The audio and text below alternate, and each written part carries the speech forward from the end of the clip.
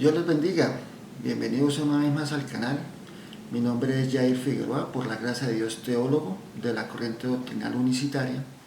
Siendo ya de costumbre, este canal tiene como propósito principal explicar temas desde la perspectiva teológica bajo la dirección del Espíritu Santo y de manera escritural sobre la doctrina pentecostal unicitaria. Siguiendo con nuestro estudio, continuaremos con la parte 2 sobre la naturaleza de Dios, con la pregunta: ¿Dios tiene cuerpo, alma, mente? En videos anteriores hemos establecido y dejado claro que el término personas no es aplicable a Dios, tal como lo hace el concepto de la Trinidad al mencionar un Dios en tres personas. Pero también a la vez hemos determinado que el término persona en singular sí es correcto teológicamente, puesto que se ha definido como un ser individual, racional e inteligente.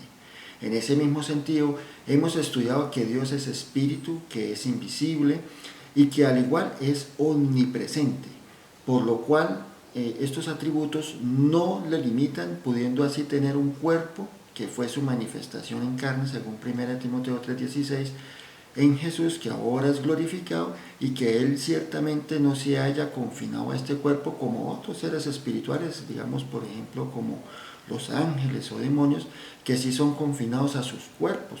Pues entonces, si nosotros confinaríamos a Dios en este cuerpo, no sería verdaderamente omnipresente. Ahora nos atañe la pregunta: si Dios tiene mente y alma. Comencemos. Dentro del estudio lingüístico del hebreo y griego, eruditos han notado que las palabras hebreas y griegas para designar el corazón y el alma tienen el mismo sentido esencial o significan lo mismo dentro de la palabra castellana o en español persona, por lo cual son igualmente utilizadas tanto para Dios como para los hombres individuales. Siempre que la Biblia usa la palabra hebrea nefes, que traducido al español es alma, se designa específicamente a un individuo. Todas las veces que se encuentra esta palabra se describe a Dios o un ser humano de manera individual como una sola alma. Al igual que en el singular la palabra alma describe a un solo individuo, vamos a encontrar varios ejemplos de esto aplicados a Dios. Me permito leer. Primera de Samuel, capítulo 2, el verso 35 dice: y yo me suscitaré un sacerdote fiel que haga conforme a mi corazón y a mi alma, y yo le edificaré casa firme y andaré delante de mi ungido todos los días. Entonces nótese que la palabra del Señor menciona mi corazón y a mi alma como un solo ser en mi persona, o sea, en un solo ser singular.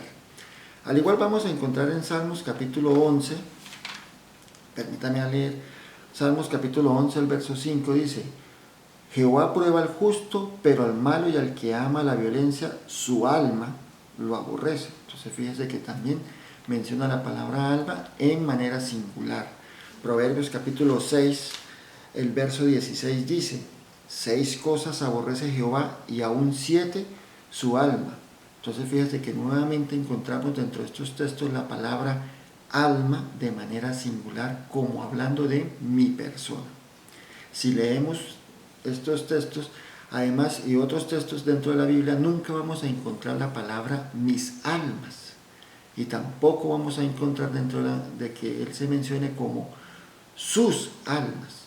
Siempre es en forma singular. Por lo tanto, Dios es una persona divina en su esencia del ser, y esta es la razón por la cual los eruditos en hebreo han traducido a menudo la palabra nefes, refiriéndose al alma de manera singular cuando se trata de Dios. Ahora, también está en griego la palabra suje, para referirse a alma o almas. Leamos Hechos capítulo 2, el verso 41. Me permito leer acá.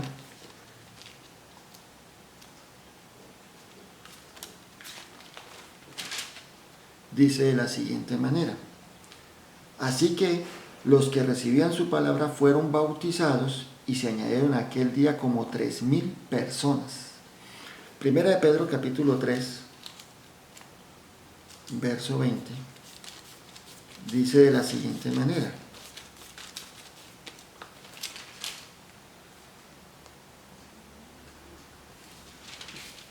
Primera de Pedro capítulo 3, el verso 20, dice: los que otro tiempo desobedecieron cuando una vez esperaba la paciencia de Dios en los días de Noé mientras se preparaba el arca, en lo cual pocas personas, es decir 8, fueron salvadas por agua. Entonces aquí en estos dos textos encontramos la palabra suje refiriéndose a almas o personas. Entonces usted me dirá, pero ahí dice almas o personas en forma singular, en forma plural, perdón. Bueno, vamos a leer otros textos de la palabra del Señor donde encontramos la traducción del griego, suje. Mateo capítulo 12, el verso 18. Me permito leer nuevamente.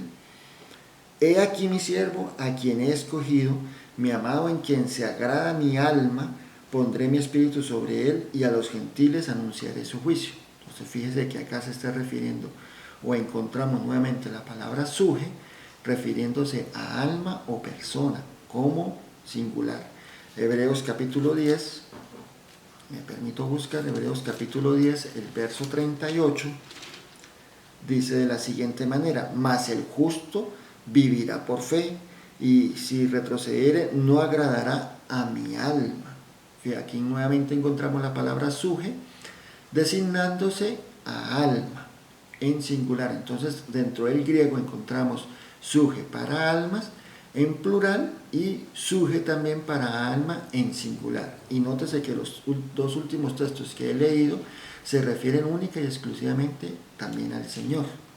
Ahora, frente a la pregunta si Dios tiene mente, le responderé de la siguiente manera: Dios tiene mente así como nosotros los hombres tenemos mente.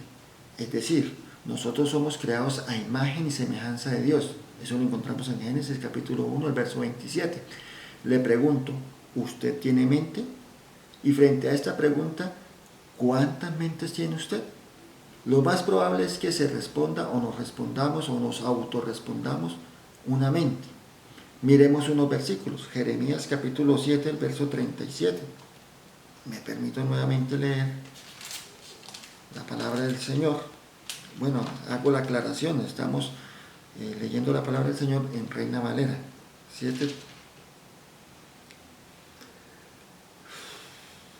7:31 dice: y han edificado los lugares altos de Tofet, que está en el valle de hijo de Hinón, para quemar a fuego a sus hijos y a sus hijas, cosa que yo no les mandé ni subió en mi corazón. Entonces aquí encontramos en el hebreo corazón, que significa led, ¿cierto? Que a la vez en este momento se lleva o se puede traducir como pensamiento o mente. En la nueva versión internacional usted encuentra la palabra mente. Jeremías capítulo 19, el verso 5 dice de la siguiente manera: y edificaron lugares altos a Baal para quemar con fuego y sus hijos en holocausto al mismo Baal, cosa que no les mandé, ni hablé, ni vino al pensamiento. Nuevamente encontramos la palabra pensamiento o refiriéndose a mente. Otro texto igual que encontramos en Jeremías capítulo 32, el verso 35.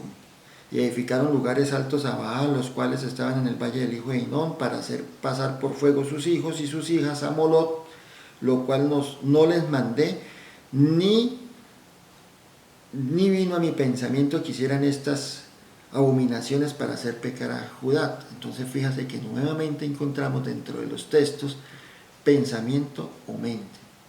La misma creación del hombre testifica que Dios es un ser individual, una sola persona indivisible. Dios creó a Adán a su propia imagen espiritual, es decir, como una persona de manera individual, humana, con una sola mente, con un solo alma y con un solo corazón. Entonces se realiza la siguiente pregunta: ¿cómo es posible que Dios tenga personas en su esencia o naturaleza y el hombre no las tiene? Es más, conocemos, o mejor dicho, ningún hombre o ángel creado ha existido como tres personas distintas en un solo ser, tal como quiere hacer ver la teología o dogma de la Trinidad. En síntesis, Dios siempre habla de su alma en singular, nunca en plural, es decir, mis almas, o nunca se lee en la Biblia como sus almas. Por lo tanto, podemos concluir que Dios es una persona divina en su esencia de ser, Esta es la razón por la que los eruditos del hebreo y del griego han traducido la palabra nefesh en hebreo y sehu en el griego como alma en singular para referirse a Dios.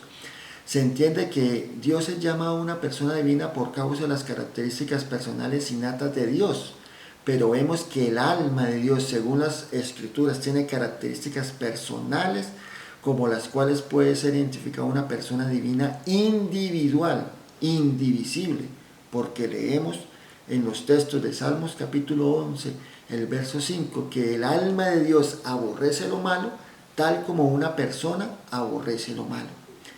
También encontramos en Jeremías capítulo 6, el verso 8, el alma de Dios se aparta de los hombres como una persona también se aparta. También encontramos en Jeremías capítulo 12, el verso 7, el alma de Dios ama como una persona también ama.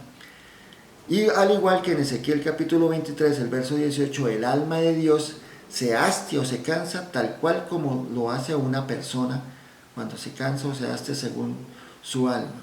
Es un error pensar que el alma de Dios, quien posee características personales, es decir, como una persona distinta a la persona de Dios, la persona divina de Dios es la misma persona divina cuando se habla de alma, siendo que el alma solo es una expresión para identificar al ser o la persona de Dios.